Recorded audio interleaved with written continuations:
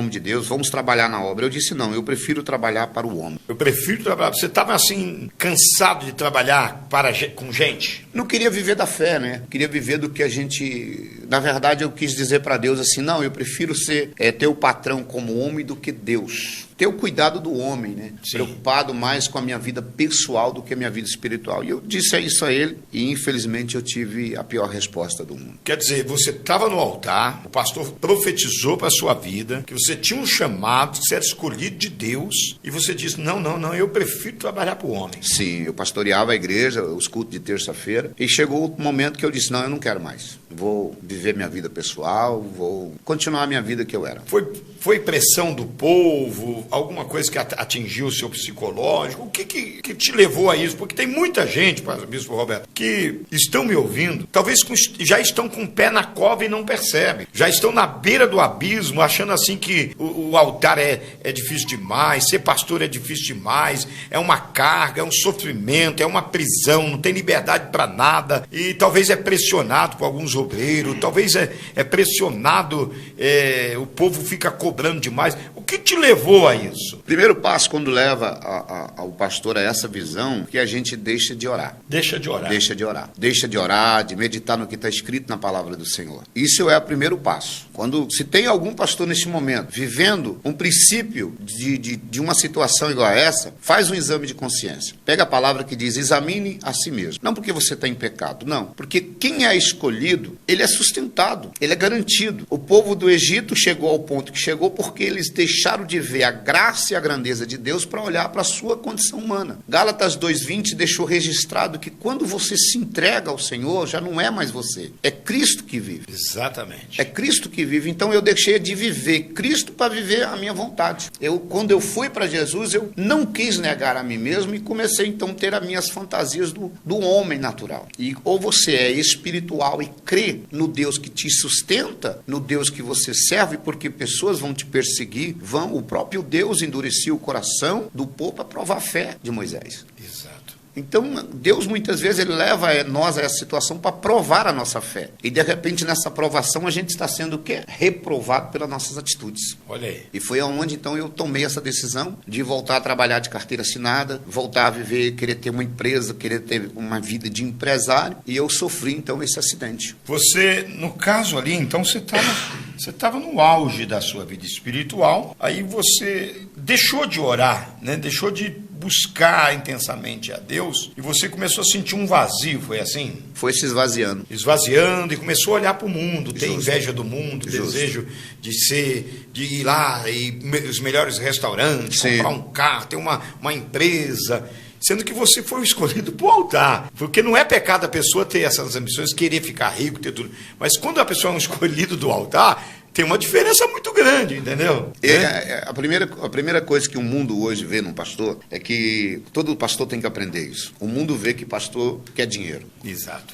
E não é isso, gente. Respeite um pastor, porque se não é o pastor, não tem a cura. Se não é o pastor, não tem a oração. A Bíblia deixa bem claro que obedecei os vossos pastores e sujeitai-vos a ele, porque vela por vossa alma, e há de prestar conta dela diante do tribunal de Deus. Estamos falando de um tribunal de Deus. Não é de um tribunal do promotor, do juiz da terra, não. É o tribunal celestial, aonde tudo vai ser a fase final. Mas a gente, querendo ou não, por ter tantas pancadas e deixar de olhar com Cristo, andar com Cristo, e a gente começa a andar com os nossos próprios pensamentos, as nossas próprias ideologias, chega ao ponto que chega. Por isso que eu cheguei ao ponto que eu cheguei. Eu poderia ter feito essa cirurgia, viu, bispo? Sim. Poderia, eu já ganhei essa cirurgia, mas eu prefiro deixar essa marca. Eu gostaria, Daniel, tem como dar um zoom, fica mais assim, deixa bem forte a imagem aí, pode aumentar, tem como aumentar mais? Se não tiver, eu vou pedir para ele chegar bem perto da câmera, mas dá, né? Tá vendo isso aí, ó? O rosto do pastor, do bispo Roberto? Agora faz assim o perfil. Isso, assim. Olha lá, aí tá vendo aí, gente? Isso aí é uma cicatriz. A gente tá aqui perto, é chocante. A gente olha assim, primeiro dá impacto, sabe? Aí a gente fica, o que houve? Será que aconteceu com ele? Será que foi um acidente de carro? O que aconteceu? Foi um derrame? O que aconteceu? Bispo Roberto, isso aí é uma marca? É uma marca. Essa marca, ela fala com você?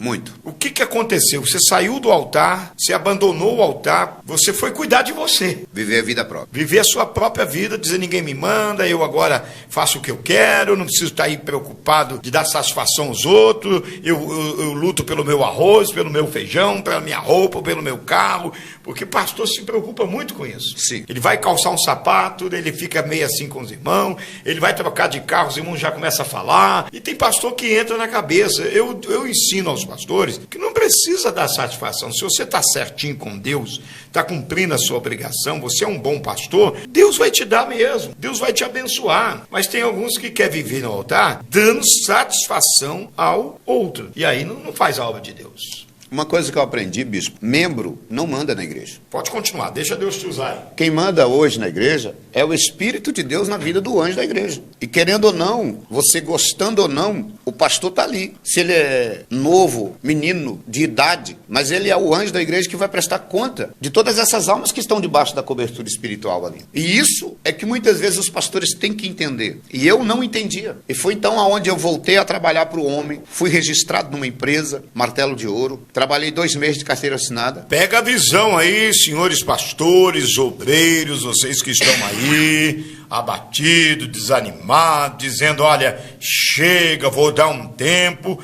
Será que durante esse dar um tempo, será que você vai conseguir retornar depois? É fácil não, gente. Tiver a chance que eu tive. De dar um tempo, né, pastor? Não, de voltar, né? Ah, não digo assim, você falou que ia dar um tempo. Justo, vou, não, eu falei não quero mais. Você era mais bonito do que agora, né? Toda a vida. Era mais lindo. Olha a cicatriz, volta de novo aqui, Daniel. Olha aí pra você ver. Dá uma olhada aí, gente. Puxa o zoom bem perto. Puxa bem pertinho, Daniel, pra você ver aí a história, ó.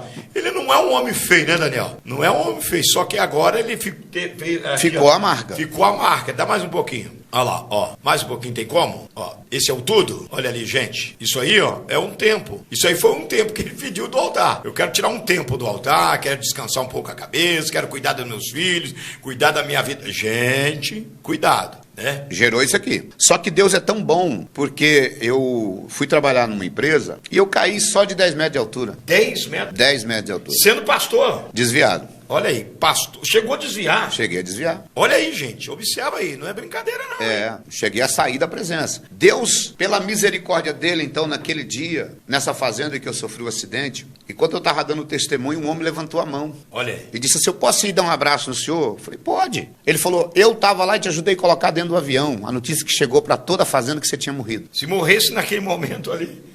Não, sem chance. Rapaz. Sem chance. Deus não tem o conhecedor por Você caiu de 10 metros? 10 metros. Olha aí. Olha como é que está a situação. O olho saiu para fora, o joelho estourou. Quer um conselho? Não faz essa cirurgia, não. Isso aí é a marca. Não vou fazer. Isso é um testemunho onde você for reunir pastores. Inclusive, eu vou reunir alguns pastores aqui um dia, trazer para você dar o testemunho. Porque muitas vezes a gente é pastor, está aqui o pastor Alex mesmo, sofre a aflição do bom soldado. Se for olhar para esse sofrimento, dá vontade de parar mesmo. Você já pensou, né, Júnior? Não, eu vou trabalhar, eu vendia bem na loja, minha esposa tinha uma empresa. Mas quem tem chamado, meu filho?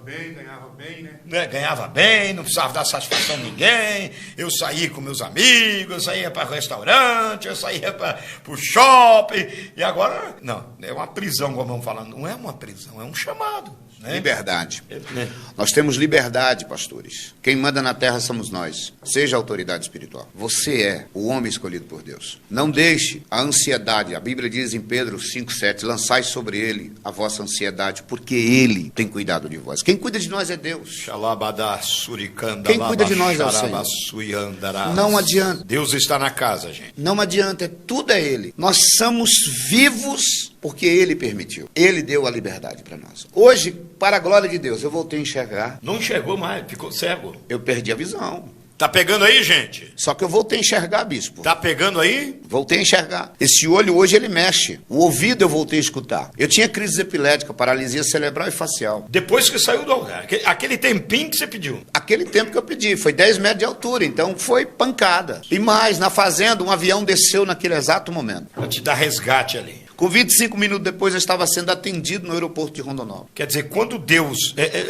você está falando aqui, estou lembrando lá de Jonas, né? Jonas, quando ele se acordou em si, ele estava dentro do ventre do peixe. E ali ele falou, Senhor, vou te obedecer, vou cumprir o que o Senhor mandou, né? Tem alguns que têm oportunidade, né? Como você teve. Você teve oportunidade, mas você veio cego, surdo e com a marca. Crise epilética. Crise epilética. Paralisia cerebral e facial. Eu não andava, fui curado por um milagre. O joelho estourado. Olha aí, gente. Ao joelho. Meu Deus do céu. Então hoje, assim, quando o bispo Astúrio chegou na Santa Casa e olhou para mim, ele disse, está vendo o quanto é triste sair do propósito de Deus? Fala isso aí de novo, meu irmão, que o teu bispo falou para você. É o que eu falo, põe aqui, Daniel, é o que eu falo para os colegas pastores, jovens, obreiros. Quando eu digo, olha, Deus tem um chamado. Se Deus não tivesse um chamado com você, tudo bem, mas você é escolhido, você é homem de altar. E quem é de altar não tem como fugir, Deus vai catar mesmo. Entendeu? Deus pega. Deus pega. Deus pega, Deus pega. O bispo olhou dentro dos meus olhos e disse assim, tá vendo o quanto é ruim sair do propósito de Deus? Olha aí, gente. E eu disse, bispo, eu tenho mais alguma chance? Ele falou, tem, você está vivo. E ele só me ungiu e disse, não ficará nenhuma sequela sobre ti. Olha aí.